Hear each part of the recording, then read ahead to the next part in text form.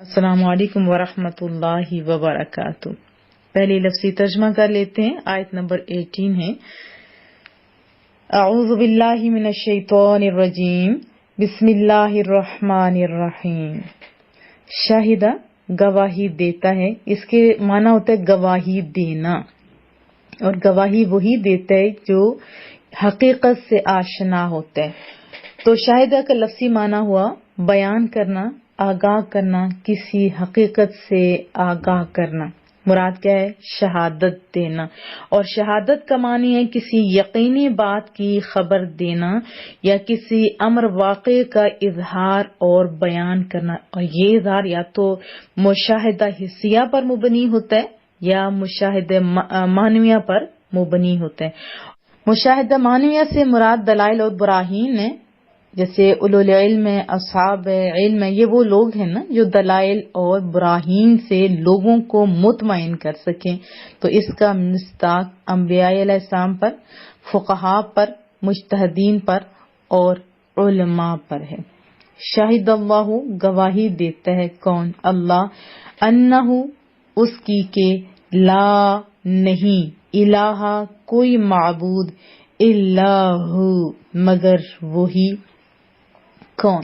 اللہ، و اور الملائکہ اور فرشتے، و اور الو کا معنی ہوتا ہے والے، یہ جمع کے لیے یوز ہوتا ہے، اور اس سے پہلے بتایا تھا کہ ذو واحد کے لیے اس کا معنی بھی ہوتا ہے والے، اور الو کا بھی معنی ہوتا ہے والے۔ و اولو العلم اہل علم یا علم والے، قائم بالقسط قائم ہے انصاف پر، عدل پر۔ قائم بالقسط سے مراد ہے اپنی تدبیر سے نظام عالم کو کیفیت متوسطہ پر قائم رکھنے والا، اور دین اور شریعت میں متوسط عقائد اور احکام کا مکلف کرنے والا۔ لا الہ نہیں ہے کوئی معبود، الا ہو مگر وہ، العزیز غالب ہے، عزت والا ہے، قدرت والا ہے، حکیم حکمت والا ہے، دانا ہے۔ اور اس کے روٹ کے بارے میں ڈیٹیل میں نے آلریڈی بتائی تھی، نہیں تو پچھلی آیات پھر سے سن لیجئے۔ بامحاورہ ترجمہ کر لیتے ہیں۔ شاہد اللہ شہادت دی اللہ تعالیٰ نے، انہ لا الہ الا ہو اس بات کی کہ بے شک نہیں ہے کوئی خدا سوائے اس کے، یعنی اللہ کے سوا کوئی معبود نہیں، والملائکہ اور یہی گواہی دی فرشتوں نے، واولو العلم قائم بالقسط اور اہل علم نے، ان سب نے بھی یہی گواہی دی کہ وہ قائم فرمانے والا ہے عدل و انصاف کو۔ لا الہ الا هو العزیز الحکیم نہیں کوئی معبود سوائے اس کے جو عزت والا اور حکمت والا ہے۔ ایک ایک چیز سے پتہ چلتا ہے حکمت کا۔ ڈیٹیل جان لیتے ہیں۔ شان نزول پہلے دیکھ لیتے ہیں۔ حشام نے لکھا ہے کہ دو عالم مدینہ طیبہ آئے تو ایک نے دوسرے سے کہا، یہ شہر تو اس نبی کے شہر سے بہت مشابہ ہے، یعنی ملتا جلتا ہے، جو آخر زمانہ میں ظاہر ہونے والے ہیں۔ پھر انہوں نے رسول اللہ صلی اللہ علیہ وسلم کو اپنی کتاب میں لکھی ہوئی جو تعریفیں تھیں، جس کو بہت پیارے لوگوں نے نعت شریف کہا ہے، سے پہچان لیا۔ ان دونوں نے آپ کو دیکھ کر کہا کہ آپ محمد ہیں صلی اللہ علیہ وسلم۔ آپ نے فرمایا جی۔ انہوں نے کہا آپ احمد ہیں؟ آپ نے پھر رپلائی کیا جی یس۔ انہوں نے کہا ہم آپ سے ایک شہادت کے متعلق سوال کرتے ہیں، اگر آپ نے اس کا صحیح جواب دے دیا تو ہم ایمان لے آئیں گے۔ آپ نے فرمایا آپ مجھ سے سوال کریں۔ انہوں نے کہا یہ بتلائیے کہ اللہ کی کتاب میں سب سے بڑی شہادت کون سی ہے؟ تو اس وقت یہ آیت کریمہ نازل ہوئی کہ اللہ نے گواہی دی کہ اس کے سوا کوئی عبادت کا مستحق نہیں، اور فرشتوں نے، علماء وغیرہ نے۔ تو وہ دونوں کیا ہو گئے؟ مسلمان ہو گئے۔ پھر ابن جبیر نے لکھا کہ بیت اللہ میں 360 بت تھے۔ جب یہ آیت کریمہ نازل ہوئی تو تمام بت سجدے میں گر پڑے۔ ایک قول یہ بھی ہے کہ یہ آیت نجران کے عیسائیوں کے متعلق نازل ہوئی جب انہوں نے حضرت عیسیٰ علیہ السلام کو اللہ کا بیٹا ثابت کرنے کے لیے مناظرہ کیا. اور ایک قول یہ بھی ہے کہ یہ آیت یہود اور نصارہ کے متعلق نازل ہوئی جب انہوں نے اپنے دین کو اسلام کی بجائے یہودیت اور عیسائیت کے ساتھ تعبیر کرنا شروع کیا. بہرحال یہاں پہ بہت بڑی بات ہے کہ کیا ایک تو یہ گواہی دی کہ اللہ تعالیٰ کی شہادت دینے کا معنی یہ ہے کہ اللہ تعالیٰ نے اس کائنات میں اور خود انسان کے نفس میں اپنی الوہیت اور وحدانیت پر دلائل قائم کر دی ہیں. آپ اگر اپنی ذات پر غور کریں نا تو آپ کو پتہ چل جائے اندھیروں میں کون ہے تصویریں بنانے والا. اندھیرے کے اندر ماں کے پیٹ کے اندر کیسے ایک پیارے انداز میں انسان کو بنایا، اور پھر فرشتوں اور رسولوں کو اپنی الوہیت اور وحدانیت کی خبر دی، اور رسولوں نے علماء اور عوام کو خبر دی. اسی طرح اللہ تعالیٰ نے فرشتوں نے اور علماء نے اللہ کے واحد اور مستحق کی عبادت ہونے کی بھی خبر دی. اب اس میں جو اہم بات ہے وہ علماء دین کی فضیلت بیان کی ہے، کیونکہ اللہ تعالیٰ نے اپنی اور فرشتوں کی شہادت کے بعد کس کا نام لیا؟ علماء دین کا نا. اس کے علاوہ بھی قرآن کریم کی بہت ساری آیات میں علماء کی فضیلت جو ہے وہ بیان ہوئی ہے. اور علم کی بھی ہمیں کیا حکم ہے؟ قل رب زدنی علما، لوگوں اپنے اللہ سے کیا مانگا کرو؟ علم. یہی کہا نا کہ اے اللہ ہمارے علم میں اضافہ فرما، یا میرے علم میں اضافہ فرما. اب دیکھیے یہ علم کی فضیلت ہے. اگر علم کے علاوہ کسی اور چیز میں فضیلت ہوتی نا تو کریم رب آپ کو اس چیز میں زیادتی کے حصول کی تلقین فرماتا. کیا آپ نے اس پر توجہ دی؟ اللہ حکم دے رہے کیا؟ کہیے اے مولا کریمہ ہمارے علم میں اضافہ فرما. آپ نے پہلے بتائیے کتنی کوشش کی علم کے اضافے کے لیے، کتنی لوگوں کو موٹیویٹ کیا. یہ بہت پیاری چیز ہے. کیا چیز؟ سب سے قیمتی کیا چیز؟ علم. اور پھر اس کے علاوہ سورہ زمر میں بھی یہ ہے، ترجمہ سنائی دیتی ہوں کہ آپ کے یہ کیا جو لوگ جانتے ہیں اور جو نہیں جانتے وہ برابر ہیں. اب پھر آپ خود سوچیے، اللہ تعالیٰ بتا رہے کیا جاننے والے اور نہ جاننے والے برابر ہو سکتے؟ نہیں. اسی طرح سورہ فاطر میں آیت 28 ہے، اس میں فرمایا کہ اللہ کے بندوں میں سے صرف علماء ہی اللہ سے ڈرتے ہیں. اللہ سے ڈرنے والے کون لوگ ہیں؟ جو جانتے ہیں، جو عالم ہیں.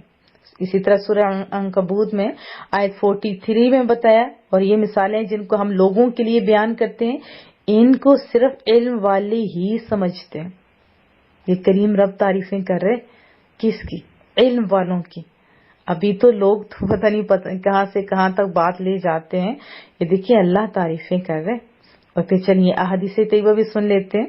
علماء دین کی فضیلت، اللہ اکبر، ایک ایک پڑھیں تو من کو ٹھنڈ پہنچتی ہے. جیسے حضرت معاویہ رضی اللہ تعالیٰ بیان کرتے ہیں، یہ بخاری شریف کے حدیث طیبہ ہے کہ میں نے محبوب کریم صلی اللہ علیہ وسلم سے یہ سننا ہے کہ اللہ تعالیٰ جس شخص کے ساتھ، جس بندے کے ساتھ خیر کا ارادہ فرماتا ہے اس کو دین کی سمجھ عطا فرما دیتا ہے. یہ صحیح بخاری کی حدیث طیبہ ہے. آپ کو سمجھ ہے؟ نہیں تو ابھی سے کوشش کیجیے، اگر ہے تو آپ تو لکی ہیں. پھر حضرت ابو ہریرہ سے مروی ہے، رسول اللہ صلی اللہ علیہ وسلم نے فرمایا کہ جو شخص علم کی تلاش میں کسی راستے پر جاتا ہے، اب عام راستہ ہے گلیوں کا، تو کیا فرما رہے محبوب کریم؟ اللہ تعالیٰ اس کے لیے جنت کا راستہ آسان کر دیتے ہیں. اب یہ 10 سنتے ہیں اپنے گھر میں تو بیٹھ کے سنتے ہیں نا. بہت سارے لوگ مجھے بتاتے ہیں ہم نے ایک روم فکس کیا ہوا، ہم لوگوں نے مائک لگائے، ساری فیملی سنتے، بڑا اچھا لگتا ہے مجھے. اب وہ چھوٹا سا ایک جو رستے میں یہ جو چھوٹا سا گیپ ہوتا ہے تو آپ سوچئے وہ کہاں جاتے ہیں. کتنا آسان ہے آپ کے لیے جنت پانا. اور پھر محبوب نے فرمایا، محبوب کی میٹھی بولی اور اللہ کے گھروں میں سے کسی گھر میں جو قوم کتاب اللہ کی تلاوت کرے. آپ کے گھر میں تو میں روز ہوتی ہوں، روز تلاوت ہوتی ہے، آپ ہی کرتے ہیں. اور قرآن کریم کی ایک آیت پڑھنا، سمجھنا اور اس کے اوپر غور و فکر کرنے کی جتنی زیادہ باتیں میں نے آپ کو بتائی ہیں حدیث کی روشنی میں، پھر اس حدیث طیبہ کو مکمل سنتے ہیں. یعنی اللہ کے گھروں میں سے کسی گھر میں جو قوم کتاب اللہ کی تلاوت کرے، پھر ایک دوسرے کے ساتھ درس کا تکرار کرے. آپ درس سنتے ہیں تو کیا ایک دوسرے سے تکرار کرتے ہیں کہ آج ہم نے یہ سنا؟ اچھا جی، اگلی یہ بہت ہی پیاری جو بات محبوب کریم بھی فرمایا، جہاں وہ تلاوت ہوتی ہے، جہاں درس ہوتا ہے نا، ان پر سکینہ نازل ہوتی ہے، یعنی سکون نازل ہوتا ہے، انہیں رحمت ڈھانپ لیتی ہے. آپ کے گھر میں جب آپ درس سن رہے ہوتے ہیں، دیکھو آپ کس طرح کہاں ہوتے ہیں اپنے گھر میں، لیکن کیا چیز ڈھانپ رہی ہوتی ہے؟ رحمت. اور ان کو فرشتے گھیر لیتے ہیں. اب آپ تو نہیں دیکھ رہے، لیکن محبوب فرما رہے یہ سچ ہے، فرشتے گھیر لیتے ہیں کیونکہ ان کی یہ خوراک ہے. پھر اللہ تعالیٰ ان کا ذکر اب اپنے پاس فرشتوں میں کرتا ہے. حضرت ابن عباس راوی ہیں، رسول اللہ صلی اللہ علیہ وسلم نے فرمایا کہ ایک فقیہ یعنی ایک دین سمجھنے والا، فقہ سمجھنے والا 1000 عابدوں سے یعنی عبادت گزاروں سے زیادہ شیطان پر بھاری ہے. یہ ترمذی شریف کی حدیث طیبہ ہے. ایک دین سمجھنے والا 1000 عابدوں سے زیادہ شیطان پر بھاری ہے. یہ اپنی باتیں اپنے پلے سے باندھ لینی ہیں. حضرت سہل بن سعد رضی اللہ تعالیٰ عنہ بیان فرماتے ہیں کہ رسول اللہ صلی اللہ علیہ وسلم نے فرمایا کہ بخدا اگر تمہارے سبب سے کسی ایک آدمی کو ہدایت دے دے نا تو وہ تمہارے لیے سرخ اونٹوں سے بہتر ہے. یہ ابو داود میں ہے. آپ ذرا اپنا تو محاسبہ کریں، آپ نے کتنے لوگوں کو سیدھے رستے کی طرف لگایا؟ نہیں لگایا تو ابھی کون سی آنکھ بند ہوگی؟ ابھی بھی آپ لگا سکتے ہیں. کتنے لوگوں کو آپ نے گروپ میں ایڈ کروایا اور کتنے لوگوں کو ایڈ کر کے آپ نے پوچھا بہن کتنا اچھا سنا ہے؟ آپ نے جو سنا کیا آپ اوروں سے شیئر کرتے ہیں، اپنے بچوں سے، اپنے فیملی والوں سے کہ ہم نے آج باجی سے یہ سننا، آج ہم نے رسول اللہ کی میٹھی بولی سنی تھی، میری بہن میں آپ کو سناؤں، میرے بھائی آپ کو سناؤں. اگر ایسا کریں گے تو محبوب نے کیا فرمایا؟ وہ سرخ ہونٹوں سے بہتر ہے. پھر حضرت علی مرتضیٰ رضی اللہ تعالیٰ عنہ بیان فرماتے ہیں کہ محبوب کریم صلی اللہ علیہ وسلم نے فرمایا کہ جس شخص نے قرآن کریم پڑھا، اس کو حفظ کر لیا، اللہ تعالیٰ اس کو جنت میں داخل کرے گا اور اس کو اس کے گھر کے ان 10 افراد کے لیے شفاعت کرنے والا بنائے گا جو سب جہنم کے مستحق ہو چکے ہوں گے. یہ ابن ماجہ کی حدیث طیبہ ہے. آپ میں سے کتنے ہیں جو باعمل حافظ قرآن، کتنا سیکھا اور کتنا عمل کیا؟ ایسے لوگ بہت لکی ہوتے ہیں، اپنے رشتہ داروں کے لیے بھی وہ شفاعت کر سکتے ہیں. حضرت ابو امامہ باہلی رضی اللہ تعالیٰ عنہ بیان فرماتے ہیں کہ رسول اللہ صلی اللہ علیہ وسلم کے سامنے 2 آدمیوں کا تذکرہ کیا گیا، ایک عابد کا، دوسرا عالم کا. رسول اللہ صلی اللہ علیہ وسلم نے فرمایا کہ عالم کی عابد پر ایسی فضیلت ہے یہ من کو ٹھنڈ پہنچا دیتی. یہ حدیث طیبہ، ویسے تو ہر حدیث طیبہ بہت پیاری ہے. کیا فرمایا؟ عالم کی عابد پر ایسی فضیلت ہے جس طرح میری یعنی رسول اللہ صلی اللہ علیہ وسلم نے اپنی طرف اشارہ فرمایا کہ میری تم میں سے کسی ادنا شخص پر فضیلت ہے. کسی ادنا شخص پر. یہ باتیں کہاں ہو رہی تھی؟ صحابہ کے درمیان. صحابہ کے کیا وہ آپس میں ہوا، ایک نے کہا بنی اسرائیل کے فلاں عالم ہے اس کی فضیلت ہے، دوسرے کا عابد ہے اس کی زیادہ فضیلت ہے. پھر یہ معاملہ رسول اللہ کے دریا اقدس پہ پہنچا تو انہوں نے کیا فرمایا؟ عالم کی عابد پر ایسی فضیلت ہے. اگر یہ فرما دیتے نا کہ صحابہ تم سے زیادہ یار محبوب کی بہت فضیلت تھی، اپنا اور ان کے درمیان بھی بتا دیتے تو یہ بھی کم بات نہیں تھی. رسول اللہ صلی اللہ علیہ وسلم کو انبیاء سے بھی زیادہ فضیلت حاصل ہے کیونکہ امام الانبیاء ہیں. فرمایا نہیں، ادنا شخص پر جس طرح میری تم میں سے کسی ادنا شخص پر فضیلت ہے. پھر رسول اللہ صلی اللہ علیہ وسلم نے فرمایا کہ اللہ تعالیٰ اور اس کے تمام فرشتے اور تمام آسمانوں اور زمینوں والے حتیٰ کہ چونٹی بھی اپنے سوراخ میں اپنے بلوں میں لوگوں کو نیکی کی تعلیم دینے والے کے لیے دعا کرتی ہے. یہ جامع ترمذی میں ہے. ذرا آپ دیکھیے کتنے خوش نصیب لوگ ہیں یہ. حضرت ابو درداء رضی اللہ تعالیٰ عنہ بیان فرماتے ہیں کہ میں نے رسول اللہ صلی اللہ علیہ وسلم کو یہ فرماتے ہوئے سنا ہے کہ جو شخص علم کی تلاش میں کسی راستے پر کسی یہ نہیں کہا کہ فلاں راستے پر نہیں، کسی راستے پر چلتا ہے، اور بے شک طالب علم کی رضا جوئی کے لیے فرشتے اپنے پر بچھاتے ہیں، آسمانوں اور زمینوں کی تمام چیزیں حتیٰ کہ پانی کی مچھلیاں بھی عالم کی مغفرت کی دعا کرتی ہیں، اور عالم کی عابد پر ایسی فضیلت ہے جیسے چاند کی ستاروں پر، اور بے شک علماء انبیاء کے وارث ہیں، اور انبیاء کسی کو دینار اور درہم کا وارث نہیں بناتے، وہ صرف علم کا وارث بناتے ہیں۔ سو جس شخص نے علم کو حاصل کر لیا اس نے عظیم حصے کو حاصل کر لیا۔ یہ جامع ترمذی کی حدیث طیبہ ہے۔ ایک اور حدیث طیبہ سناتی ہوں۔ ابو جعفر نے کہا کہ عالم کی موت ابلیس کے نزدیک 70 عبدوں کی موت سے زیادہ محبوب ہے۔ یہ شعب الایمان میں ہے۔ اب دیکھیں، کسی کو دعا کے لیے باقاعدہ کہنا پڑتا ہے، ہوتا ہے نا ایسا، پھر جا کے کوئی دعا کرتے ہیں، خیر پیار کرنے والے تو ویسے بھی کرتے ہیں، لیکن کہنا بھی پڑتا ہے۔ یہاں کسی کو کچھ نہیں کہنا پڑتا، کیا ہے، اپنا سنوارنا پڑتا ہے، علم کی جستجو میں جانا پڑتا ہے، اور ہر ایک چیز مغفرت کی دعا کر رہی ہوتی۔ گارنٹی کون دے رہے ہیں؟ رسول اللہ صلی اللہ علیہ وسلم۔ آج کی یہ جو ہم نے احادیث طیبہ آیات مبارکہ سنی، تو ہمیں کیا کرنا ہے آج کے بعد؟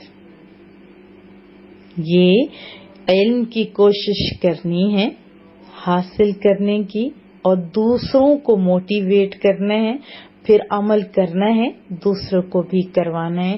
دیکھو، ہم رسول اللہ کی امت میں سے ہیں، ہمارا بڑا بلند مقام ہے، بڑا بلند مقام ہے، ہم کیوں ایسے پیچھے پیچھے بیٹھے ہوئے؟ چلیے اٹھیے، ہم لوگوں نے اپنی کھوئی ہوئی عزت کو دوبارہ پانا ہے۔ جب علم کی جستجو میں لوگ اٹھے تھے نا، رسول اللہ صلی اللہ علیہ وسلم کی تعلیم کے مطابق، وہ تھوڑی ہی تعداد دنیا پہ غالب آ گئے۔ ہم تو ابھی بہت زیادہ ہیں نا۔ مجھے امید ہے کہ آپ انشاءاللہ آج کا درس بار بار سنیں گے اور علم کی زیادہ سے زیادہ حصول کی کوشش کریں گے۔ لوگوں کو بھی ایڈ کروائیے، سنا کیجیے، عمل بھی کیا کیجیے۔ مجھے، میرے ادارے کے تمام لوگوں کو، تمام ایڈمنس کو، ہماری بچیوں کو، جو بھی ہمارے ساتھ تعاون کر رہے ہیں، جس انداز میں بھی، زبانی کر رہے ہیں، پوسٹنگ کر رہے ہیں، شیئر کر رہے ہیں، جس طرح بھی کر رہے ہیں، بہت بڑے وہ کام کر رہے ہیں۔ اللہ ان کو دونوں جہانوں کی عزتوں سے مالا مال فرمائے۔ ان کو آپ دعاؤں میں لازماً یاد رکھا کیجیے۔ السلام علیکم ورحمۃ اللہ وبرکاتہ۔